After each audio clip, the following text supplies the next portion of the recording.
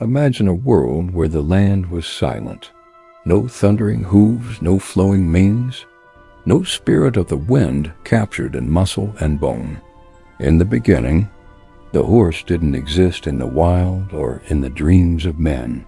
It was a biological impossibility, an animal that defied the heavy, sluggish nature of the earth. The mystery of the first horse doesn't begin in a stable or on a plain. It begins in a fit of divine desperation. It was a wager made in salt and desire, a moment when the god of the sea tried to prove he could master the dry earth as easily as he commanded the tides. Unveil the legends.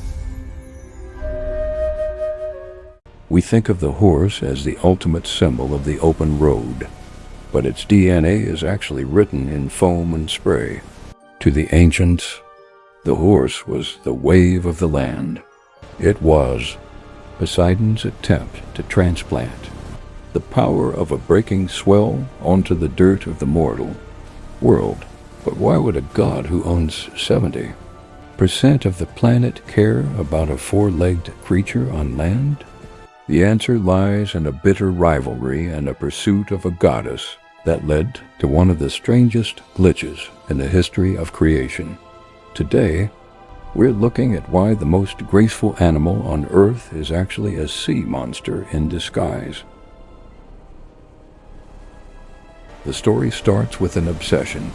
Poseidon was a god of many hungers, but his pursuit of Demeter, the goddess of the harvest, was legendary for its chaos. Demeter, mourning the loss of her daughter, wanted nothing to do with the salt crust and the storms. To escape him, she transformed herself into a mare and hid among a herd of horses in Arcadia. But you cannot hide a scent from the king of the deep. Poseidon didn't just find her, he matched her. He transformed himself into a stallion, the first of his kind, and in that collision of divine energy, the biological blueprint for the horse was forged. But there's a darker version of this mystery. Some say the horse wasn't a product of romance, but a failed bribe. When Poseidon was competing for the city of Athens, he needed a gift that would make the people bow. He struck the earth with his trident, and instead of water, a creature of pure power leaped from the rock. It was Skyphios, the first horse. Its eyes were the color of the Aegean, and its gallop sounded like the crashing of stones in a storm. Poseidon offered the Athenians the spirit of war, a beast that could carry them to conquest. He was trying to give them the speed of the current, but he forgot one thing. The land has a different set of rules than the abyss. Look closely at a horse in full gallop. The way the mane ripples, the way the muscles roll under the skin, it is the exact visual frequency of a white cap on a rough sea. This isn't a coincidence.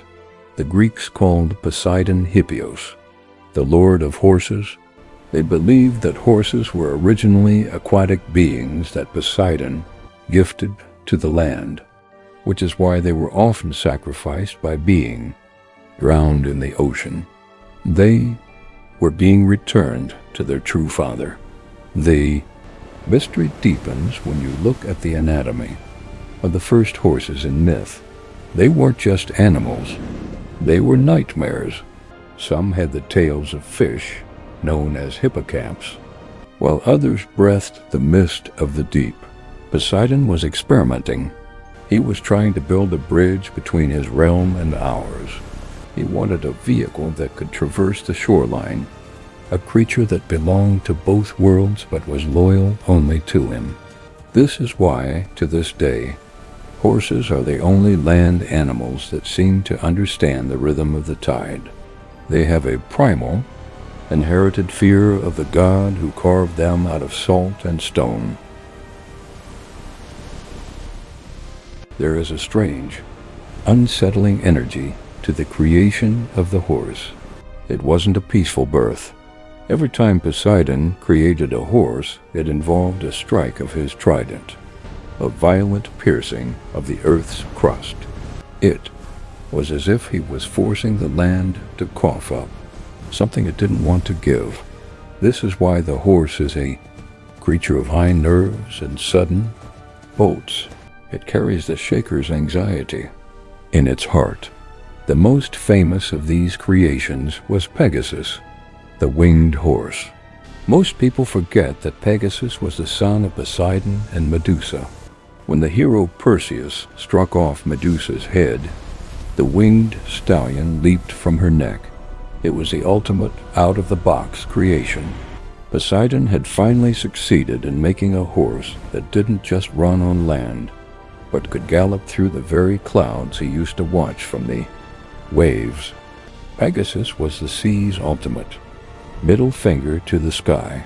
It was proof that Poseidon's reach wasn't limited to the shoreline. So, what was the strange reason behind it all? It wasn't just about winning cities or chasing goddesses.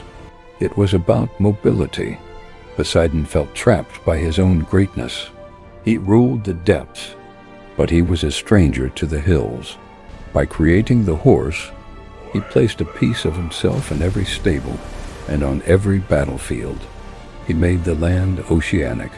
When 1,000 horses charge, the ground vibrates exactly like a magnitude 6 earthquake. That is Poseidon's signature. That is his way of reminding the land dwellers that even in the middle of a desert, you are standing on his territory. The horse was a Trojan horse for his influence. He gave humanity a tool for civilization, but he ensured that the tool would always be wild, always be unpredictable, and always be a reflection of the sea's temper. You can break a horse, but you can never truly own it. The moment it bolts, the moment it rears, you are seeing the flash of the trident that brought it into existence. The next time you see a horse standing on a beach, watching the waves with that distant, unblinking stare, realize that it isn't just looking at the water. It's looking home. It's listening for the whistle of a god who lives beneath the foam. The mystery of the horse is the mystery of the sea itself. Beautiful, powerful, and only one heartbeat away from turning into a storm. Poseidon's greatest creation wasn't a monster or a city. It was the beast that allowed us to conquer the world, all while keeping us tethered to his ancient, salty whims. We ride on the back of his temper. We race with his pulse. And every time a horse wins a race or carries a king, Poseidon smiles from the deep, knowing he found a way to make the dry earth drown in his glory.